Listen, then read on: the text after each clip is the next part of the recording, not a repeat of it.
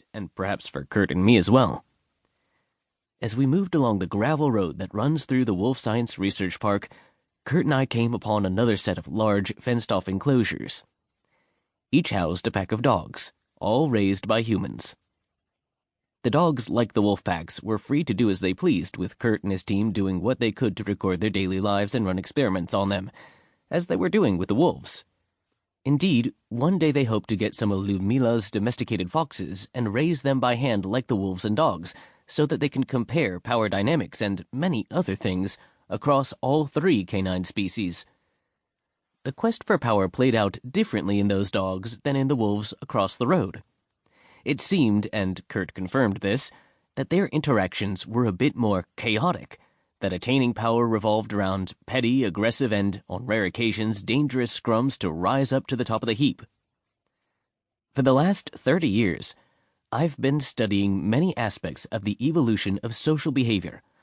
When I started in graduate school, I had honed down my list of dissertation topics to either the evolution of cooperation or the evolution of dominance. In time, it became clear to me that these topics are not mutually exclusive, but I did see them that way back in 1988 and felt that I needed to make a choice. I settled on the evolution of cooperation, mostly because the field of animal behavior was abuzz with ideas about cooperation and altruism at that time.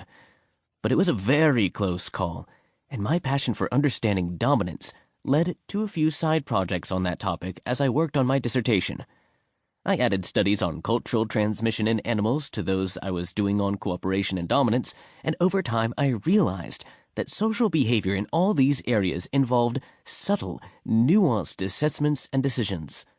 So many of those social decisions, like those Kurt's wolves and dogs were making, revolved around the ability to direct, control, or influence the behavior of others, and or the ability to control access to resources, what I am defining throughout this book as power. That realization was a cathartic experience for me, and judging from the published literature in animal behavior, I'm not alone. Right now, all over the planet, the work on power in non-humans has become so cutting-edge, so exciting, and so replete with adventure that it's time to tell its story. Power, or more specifically the quest to attain and maintain power, lies at the heart of almost all animal societies. The subtle and often not so subtle ways that animals seek power over those around them are astonishing and informative, both in and of themselves, and because they provide an evolutionary window through which we can better understand behavioral dynamics in group-living species. In this book, you'll discover that animal behaviorists, also called ethologists, psychologists, anthropologists, and other scientists have come to realize that power pervades every aspect of the social lives of animals: what they eat, where they live, whom they mate with, how many offspring they produce, whom they join forces with, whom they work to depose, and more. Sometimes power struggles are between males, sometimes between females, and sometimes across sexes. At times, power pits young against old. At other times, the struggle is mostly with peers. Sometimes kin are pitted against one another, and other times they join forces to usurp the power of others.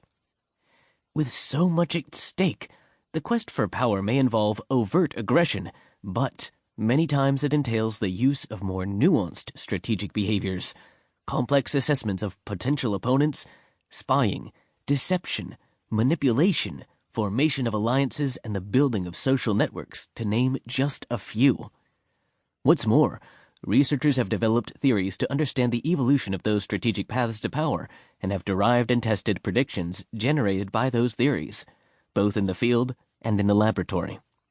Understandably, much of that work focuses on behavior per se, but we'll also be getting glimpses of the hormones, genes, and neural circuitry underlying power. Chapter 1 will provide an overview of the incredible ways that power manifests itself in non-humans, while Chapter 2 will examine the costs and benefits that drive the evolutionary trajectories that power takes. After the basic framework in these chapters is in place, we will explore how animals assess one another in the struggle for power, Chapter 3. In so doing, we will dive into the myriad ways that non-humans employ information from their own experiences, as well as what they have